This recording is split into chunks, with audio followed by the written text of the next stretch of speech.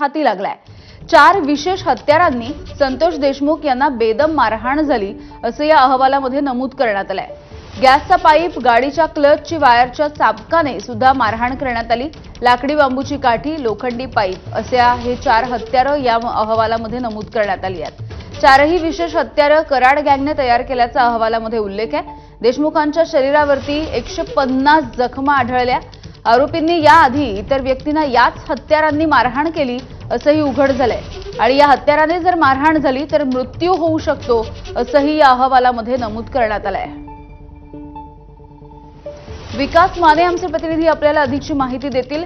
विकास, एक महत्त्वाचा अहवाल आता आपण बघतोय समोर आलेला आहे आणि या अहवालामधली माहिती एबीपी माझाच्या हाती लागली आहे। नक्कीच सरपंच संतोष देशमुख यांना ज्या हत्यारानं मारहाण झालेली होती तेच ही हत्यार आपण या ठिकाणी पाहू शकतो।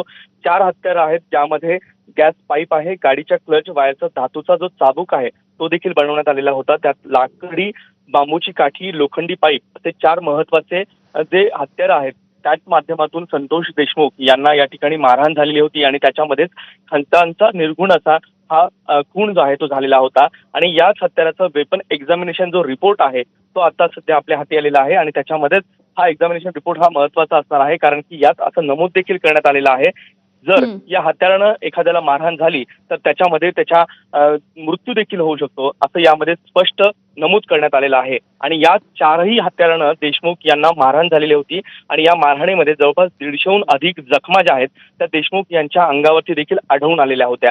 या संपूर्ण ज्या बाबी आहेत याचा जो रिपोर्ट आहे तो न्यायालयामध्ये सादर करण्यात आलेला आहे। तपास यंत्रणेने या सर्व बाबी न्यायालयाच्या समोर मांडलेल्या आहेत, त्यामुळेच आता या किती बाबी महत्त्वाच्या ठरतात हे पाहणं महत्त्वाचं असणार आहे। अगदी धन्यवाद विकास माहितीसाठी।